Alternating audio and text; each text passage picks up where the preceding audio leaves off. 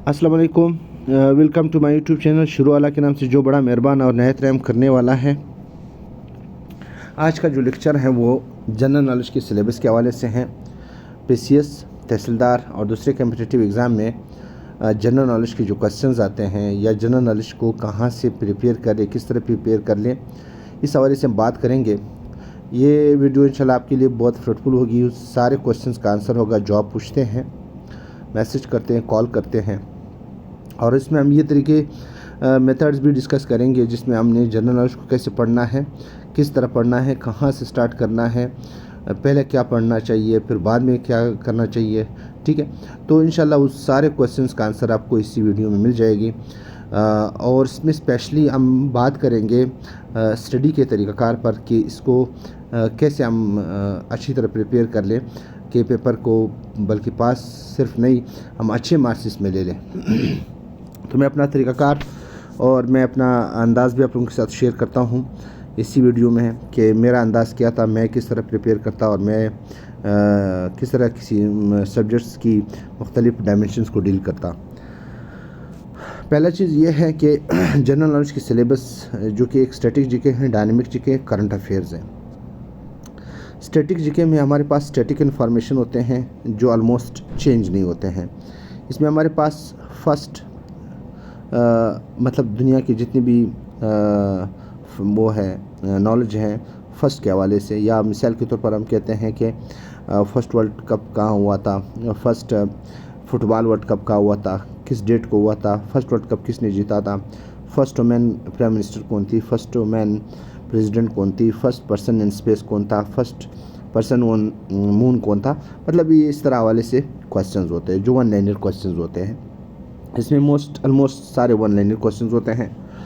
Highest, smallest, largest वगैरह, ठीक है, longest, capital and currencies, books and others, parliament name, news agencies, intelligence agencies, old name and new name, awards and recognition, ये आपकी static GK का हिस्सा है।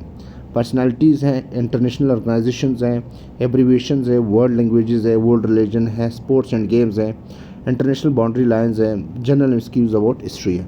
ये आपकी स्टैटिक जीके का हिस्सा है। इसके बाद हमारे पास आते हैं डायनेमिक जीके में ब्रांचेज ऑफ साइंस है, जोग्राफिकल साइंस है। जोग्राफी के हवाले से जो जनरल साइंस होती है वो, एस्ट्रोनॉमिकल साइंस, एस्ट्रोनॉमी के हवाले से जो साइंस है इसमें जनरल क्वेश्चंस। जोग्राफी के हवाले से साइंस जैसे इक्वेटर क्या है, लॉन्गिट्यूड्स क्या है, लेटीट्यूड्स क्या है, ठीक है, फिज़िकल फीचर्स है, ओशियन है, इसमें कंटिनेंट्स हैं, ठीक है ना, लेक्स है, रिवर्स है, वगैरह वगैरह। अच्छा, एस्ट्रोनॉमिकल साइंसेज में हम एस्ट्रोनॉमी के बारे में पढ़ते हैं, सन के बारे में, प्लैनेट्स के बारे में, प्लैनेट्स के अराउंड जितने भी स्टैटिक इन्फॉर्मेशन है उसको पढ़ते हैं। फिज़िकल एंड बायोलॉजिकल साइंसेज हम पढ़ते हैं, बेसिक साइंस इनके पढ़ते हैं। Scientific instruments, political terms, legal terms, economy के टर्म्स, लिटरेरी टर्म्स, आईटी के हवाले से इंफॉर्मेशन, क्वेश्चंस, फोबियाज वगैरह, ये आपके डायनेमिक जीके में आते हैं जो थोड़ी सी कॉन्सेप्चुअल हैं और इसमें थोड़ा सा एवरीडे साइंस शामिल हैं, वो आपके डायनेमिक जीके में आती हैं। करंट अफेयर्स में हमारे पास नेशनल इश्यूज़, इंटरनेशनल इश्यूज़, ये भी जनरल नॉलेज का हिस्सा है। अच्छा, अब बात यह है कि ये तो हमने सिर्फ सिलेबस को डिस्कस किया था और हमारा तरीक़ाकार क्या होना चाहिए, किस तरह पढ़ना चाहिए, सवाल ये है, ठीक है। एक चीज़ याद रखें कि अगर आप वन लीनियर क्वेश्चन पढ़ते हैं तो उसमें सपोज़ आपने कोई बुक लिया और वन लीनियर क्वेश्चन आपने, उसमें वन लीनियर क्वेश्चन है जिसमें सिर्फ MCQ समझो हैं, वो जब हम याद करते हैं तो हमें याद क्यों नहीं रहते हैं, उसकी रीज़न क्या है? उसकी रीज़न मैं आपको बता रहा हूँ कि पहला चीज़ तो ये है कि हम किसी चीज़ के ऊपर सीरियस फोकस नहीं करते हैं। पेजेस पलटते पलटते हम पूरा बुक को पलट लेते हैं, लेकिन हमें वो रिज़ल्ट नहीं मिलता है जो हमारा दिमाग में है, जो हमारा दिल चाह रहा होता है, वो रिज़ल्ट हमें नहीं मिल रहा है। उसकी रीज़न ये है कि एक क्वेश्चन, सपोज़ एक कैपिटल एंड करेंसी है, या सपोज़ हमने पहला क्वेश्चन याद किया फर्स्ट वुमेन एंड स्पेस, ये याद किया। दूसरा हमने क्वेश्चन याद किया highest point on earth, suppose हमने याद किया। लार्जेस्ट, सपोज़ दूसरा क्वेश्चन है लार्जेस्ट मैमल, हमने याद किया। स्मॉलेस्ट एनिमल हमने याद किया। लॉन्गेस्ट ड्राइवर हमने याद किया, और बुक्स एंड अथर हमने याद किया। इसके बाद ये वन लीनियर क्वेश्चन का ये तरतीब है, कि वो कोई तरतीब नहीं रखता है। करेंसी है, करेंसी के बाद एक बुक एंड ऑथर है, उसके बाद एक पार्लियामेंट का नाम है, उसके बाद एक न्यूज़ एजेंसी का नाम है, उसके बाद एक इंटेलिजेंस एजेंसी का नाम है, उसके बाद एक ओल्ड और न्यू नेम किसी मुल्क का नाम है या किसी सिटी का नाम है, इसके बाद एक एब्रिविएशन का नाम है। हो सकता है कि हमें एक टर्म बीच में मिल जाए, वो लीगल टर्म हो, वन लाइनर क्वेश्चन की बात कर रहा हूँ। हो सकता है हमें किसी प्लेनेट का नाम आ जाए, हमें मिल जाए। हो सकता है हमें इक्वेटर का डेफिनेशन मिल जाए उसी में। तो आप देखो, एक ही पेज पर इतने सारे क्वेश्चंस मुख्तलिफ एरिया से हमारे सामने आ रहे होते हैं।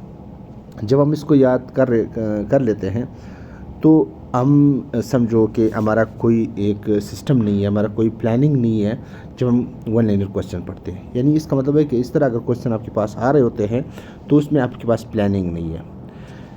इस वजह से आप बार बार इनको रिपीट करते हैं और आप भूल जाते हैं। पहला चीज़ ये है कि आपने क्लस्टर वाइज जाना है। जीके को प्रिपेयर करने के लिए पहला चीज़ कि आपने क्लस्टर वाइज जाना है। उसमें क्लस्टर वाइज क्या होता है कि सपोज़ अगर हम देखें, हम यहाँ से स्टार्ट करते हैं, सपोज़ बुक्स एंड ऑथर्स। पहले हम क्या करते हैं, सारे बुक्स एंड ऑथर्स को कवर करेंगे, ठीक है। इसके बाद फिर हम क्या करेंगे, पार्लियामेंट का नाम जो है, यानी पार्लियामेंट, सारे पार्लियामेंट करेंगे। दुनिया के 20-25 ऐसे इंपॉर्टेंट पार्लियामेंट है, उनको कवर करेंगे, ठीक है। मेरे सारे लेक्चर्स में इसी तरह मैंने चीज़ों को डिस्कस किया है। नेक्स्ट फिर आप क्या करें, न्यूज़ एजेंसीज याद करें। यानी एक ही रीडिंग में आप सारे बुक्स एंड ऑथर्स पढ़ो। नेक्स्ट एक ही रीडिंग में आप सारे पार्लियामेंट पढ़ें।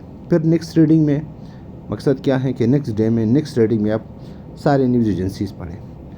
फिर नेक्स्ट डे में, नेक्स्ट रीडिंग में आप जो इंटेलिजेंस एजेंसीज स्टडी करें। फिर नेक्स्ट रीडिंग में आप ओल्ड एंड न्यू नेम आप स्टडी कर लें।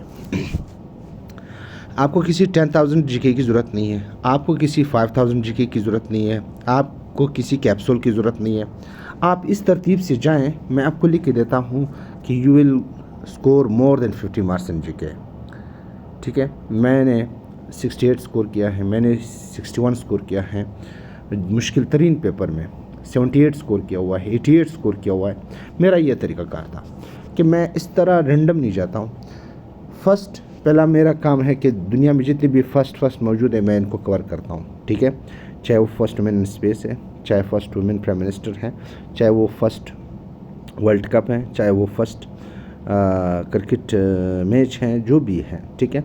इसके बाद फिर मैं हाईएस्ट पर जो है इसको कवर करता हूँ, फिर मैं लार्जेस्ट और स्मॉलेस्ट को कवर करता हूँ, फिर लॉन्गेस्ट को कवर करता हूँ, फिर कैपिटल एंड करेंसीज को कवर करता हूँ। ये मेरा तरतीब है, ठीक है ना।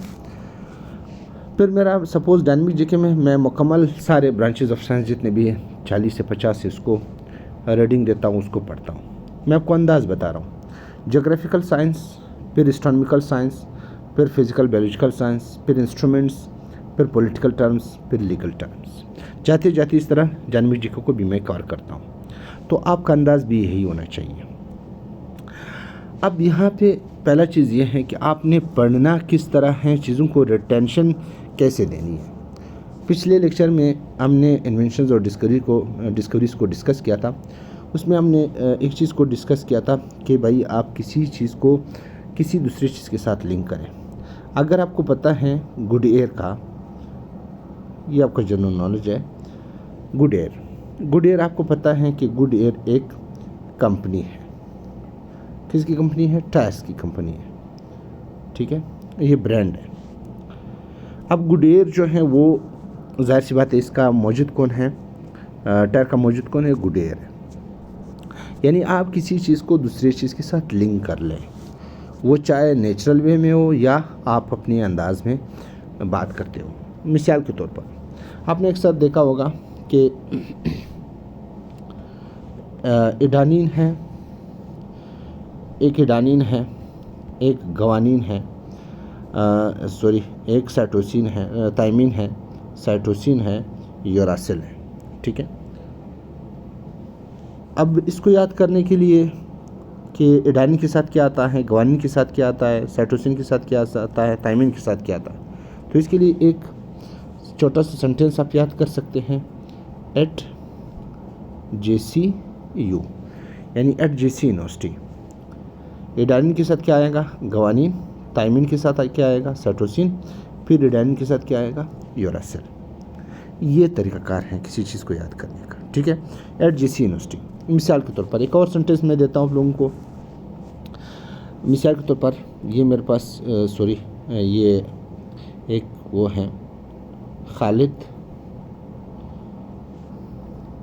PCO for girls. Khalid PCO for girls, ये Khalid PCO for girls.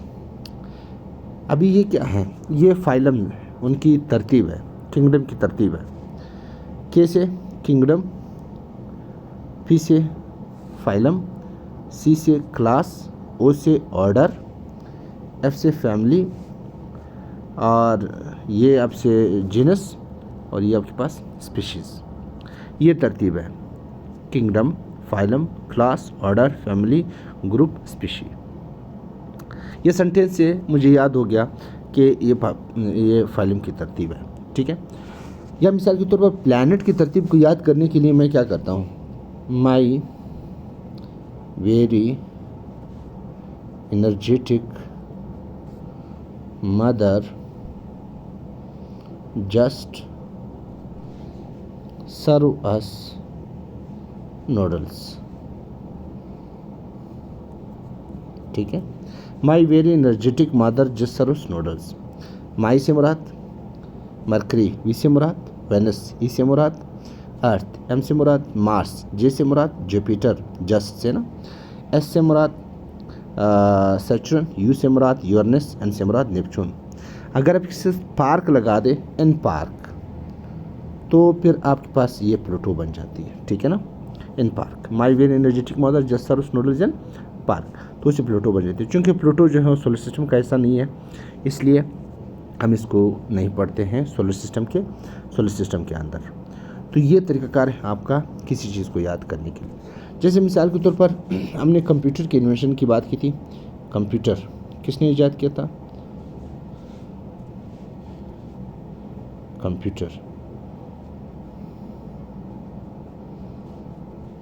Computer चूँकि कैम्ब्रिज में ईजाद हुआ है, तो हमने इसके लिए लिंक बनाया था कि ये कैम्ब्रिज बाबा ने ईजाद किया था, ठीक है।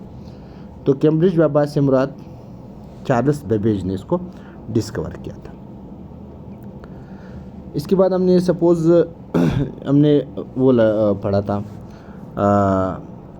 जो उसको कहते हैं पेंसिलिन हो या फिर इंसुलिन हो, ठीक है।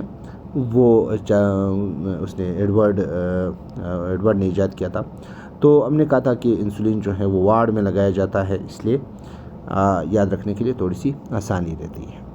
जैसे एसी जो है वो वेलिस कैरियर ने ईजाद किया था, चूँकि एसी का काम है कि कैरी करना है, इवेंट को कैरी करना, तो कैरियर इसके साथ हमने वो कर दिया है, मिलाया है।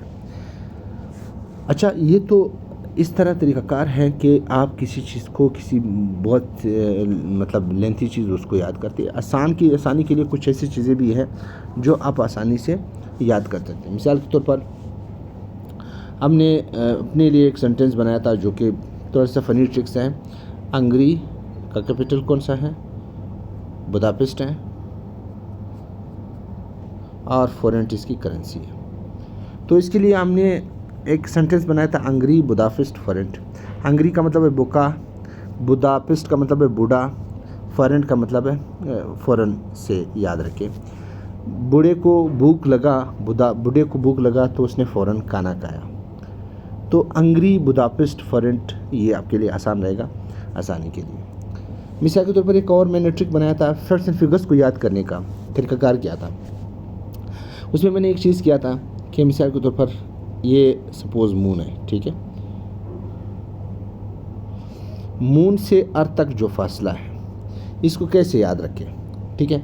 मैंने इस एम को क्या कर दिया था, यू उल्टा किया था। ये भी एम है, सिर्फ मैंने ये यू कर दिया, ठीक है। अब ये 2 ज़ीरो है मून में, इसको एक दूसरे के ऊपर रख दिया तो ये बन गया 8। ये 2 ज़ीरो जो मून में, समझो ओ हैं उसको एक दूसरे के ऊपर रखा, 8 बना दिया। अब इन 2 ज़ीरो का मकसद ये है कि इनका मकसद, इनकी ताकत 4 है जिसने 8 बनाया है 2 ज़ीरो, तो मैंने दोनों को 4 लगा दिया, ठीक है। वापस वही 2 ज़ीरो वापस लिख दिया। तो this is the distance from moon to the earth. यानी फैक्ट्स एंड फिगर्स को आप इस तरह डील कर सकते हैं आसानी के ज़रिए के लिए, ठीक है ना। अब दूसरा चीज़ है, एक और चीज़ है, मिसाल के तौर पर आप साइंटिफिक इंस्ट्रूमेंट्स या साइंटिफिक जो टर्मिनोलॉजीज़ हैं या ब्रांचेज़ हैं या फोबियाज़ हैं, तो भी उसको आप आसानी से तोड़ सकते हैं। मिसाल के तौर पर अगर हम देखें फिलोलॉजी, ठीक है ना, असल फिल का मतलब है लव, लॉजी का मतलब है स्टडी, ठीक है। और स्टडी ऑफ लवर, ठीक है ना, स्टडी का जो लवर है उसको फिलोलॉजी कहते हैं। अब अगर हम देखें कि हमारे पास इंट्रो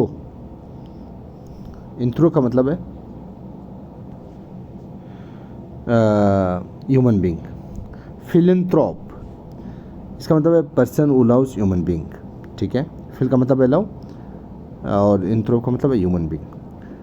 और अगर सपोज आप लिखे कि बिब्लियोफिल, बिब्लियो का मतलब क्या है,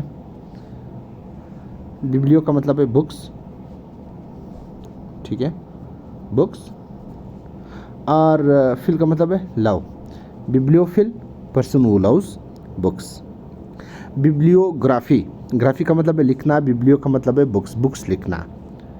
तो टर्म्स को आप इस तरह तोड़ सकते हैं, वर्ड्स में तोड़ सकते हैं और इसको याद कर सकते हैं, ठीक है। जैसे लैक्टो, लैक्टो जो है वो दूध से है, मतलब उसमें जो दूध हो लैक्टोजन हो, ठीक है। अब लैक्टोमीटर जो मिल्क की डेंसिटी को या उसकी स्पेसिफिक जो डेंसिटी है उसको मेजर करें, उसको लैक्टोमीटर कहते हैं। तो ये मतलब आप किसी चीज़ को इस तरह डील कर सकते हैं। अब रह गए कुछ ऐसी चीज़ें हैं जो मैप से रिलेटेड है। अगर आप मैप सीख लेते हैं, मैप समझ लेते हैं, तो फिर आपके लिए इसको पढ़ना मुश्किल नहीं है। ये आपके पास मैप है, सपोज़ आप जब भी कोई मैप बनाते हैं, ठीक है, तो ये आपका तरीक़ाकार होना चाहिए कि आपने इस चीज़ को कैसे स्टडी करना है। इसमें पहले आप कंटिनेंट पर तवज्जो दे दें।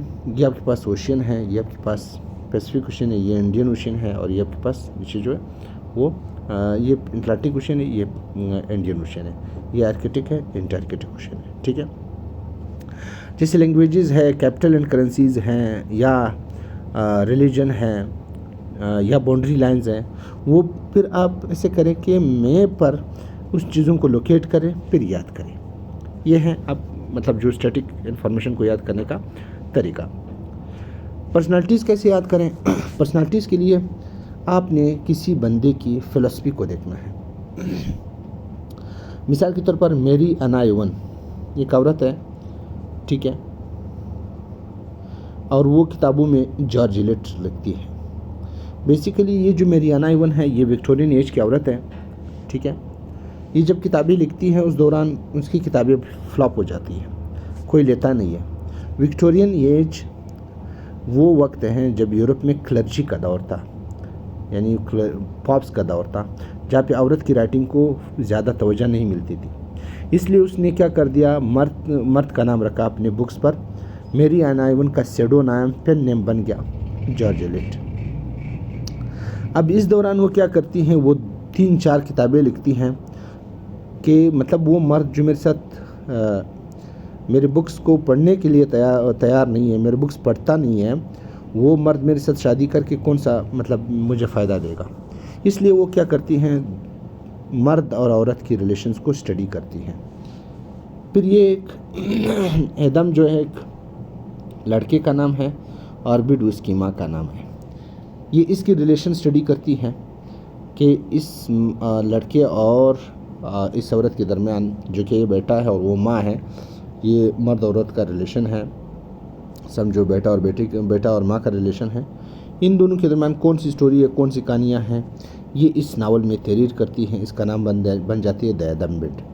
तो जॉर्ज इलियट या मेरियान आइवन की एक बुक बन जाती है द एडम बिट। इसके बाद वो एक और बुक लिखती हैं the mill on the floss. Mill जो है एक मिल है जो कि फ्लॉस एक रिवर है, फ्लॉस के किनारे, रिवर के किनारे इंग्लैंड में है एक मिल है, उसमें एक भाई और एक बहन रहते हैं। ये इनकी रिलेशन को स्टडी करती है, तो the mill on the floss बन जाती है। इसके बाद वो फिर एक और किताब लिखती हैं द सिलास मरीनर, कि अगर आप कोई विश क्रिएट करते हैं तो उसकी विश क्रिएट होने से कोई और बंदा अफेक्ट हो जाता है। जब आप विश क्रिएट करते हैं तो आपके विश के क्रिएट होने से लोग अफेक्ट हो जाते हैं। इसी तरह कोई और बंदा विश क्रिएट करता है, उसकी विश से आप इफेक्ट हो जाते हैं। तो मकसद ये है कि पर्सनालिटीज़ को ओवरकम करने के लिए आपने फोकस करना है उस बंदे को या बंदी की जो फ़िलासफ़ी है, कि वो इनका फ़िलासफ़ी क्या है, वो चीज़ आपने याद करना है। इसके अलावा आप जब कैपिटल एंड करेंसीज याद करते हैं तो उसके लिए आप कोशिश करें कि बहुत सारे ऐसे कंट्रीज़ हैं जिसकी कैपिटल और करेंसी जो है वो एक चीज़ हैं, एक जैसे हैं। जैसे हम यहाँ पे सिम एनपी, इनकी करेंसी जो है वो रुपया है किसी न किसी तरह। ऐसे मुराद Sri Lanka, India, Maldives, Seychelles, Indonesia, Malaysia, Nepal, Bhutan, इन सब की करेंसी रुपया है, ठीक है। इसके बाद आपके पास एक और वो है जैसे सी पोमा डी, पोमा एक ब्रांड है, इनकी करेंसी जो है वो पैसो है। सी से Chile, Cuba, Colombia, Philippine, Uruguay, Mexico, Argentina और डोमिनिकन रिपब्लिक, इन सब की करेंसी क्या है, पैसो है। मैंने इस हवाले से अपने लेक्चर्स भी अपलोड किए हैं, ठीक है, वो लेक्चर्स भी आप देखें। और बाकी जो जितनी भी इंफॉर्मेशन है उसकी हम कोशिश करते हैं कि उसकी बुनियाद को देखें। जैसे सॉब्रिक्यूट्स हम स्टडी करते हैं, जैसे सिटी ऑफ गोल्डन गेट है, सिटी ऑफ राइजिंग सन है, सिटी ऑफ मिडनाइट सन है, तो इन सारे के पीछे से कोई फ़िलासफ़ी ज़रूर होती है, कोई जनरल आइडिया इन्फॉर्मेशन ज़रूर होते हैं। वो इन्फॉर्मेशन आप गेन कर ले तब आपके लिए आसानी होगी। और याद रखिए कि हमेशा जब आप भी पढ़ते हैं तो आप जो सिस्टमेटिक वाइज जाएँ, ठीक है। इस तरह नहीं जाए कि आप जब किसी चीज़ को याद करते हैं बस सरसरी जाएँ, वन लीनियर पर जाएँ। वन लीनियर की कोई ज़रूरत नहीं है। वन लीनियर आप मैप पर स्टडी कर सकते हैं, देख सकते हैं, मैप को याद करें, मैप को जो है समझें, इसके बाद जाएँ। लेकिन अगर आपने सही मानों में पढ़ना है तो आपने इस तरह जाना है कि आपने क्लस्टर वाइज जाना है। पहले कैपिटल एंड करेंसीज करो, पहले फिर बाद में बुक्स एंड ऑथर्स कर लो, फिर पार्लियामेंट्स कर लो। एक ही काम स्टार्ट करें। बेशक आप यहाँ से स्टार्ट करो कि यार मैंने पॉलिटिकल टर्म्स करने हैं, ठीक है, फिर मैंने जो ब्रांचेज ऑफ साइंस करने हैं, ठीक है, फिर हमने बुक्स एंड ऑथर्स करने हैं, फिर इंटेलिजेंस एजेंसीज करने। लेकिन क्लस्टर वाइज जाए। क्लस्टर वाइज से मुराद कि पॉलिटिकल टर्म्स बस पॉलिटिकल टर्म्स करें, ये नहीं कि एक पॉलिटिकल टर्म, एक लीगल टर्म, एक इकोनॉमी टर्म, एक एस्ट्रोनॉमिकल साइंस का एक क्वेश्चन, एक बुक एंड ऑथर, एक पार्लियामेंट, एक न्यूज़ एजेंसी, इस तरह आप मिक्स हो जाते हैं, जिसकी वजह से आपकी रिटेंशन जो है वो कमज़ोर पड़ जाती है, आपको याद करने में प्रॉब्लम होती है। तो आई होप कि आप लोगों को समझ आ गया होगा। अगर फिर भी कोई क्वेश्चन है तो आप जो है पूछ सकते हैं, इनबॉक्स कर सकते हैं, कमेंट कर सकते हैं। Thank you.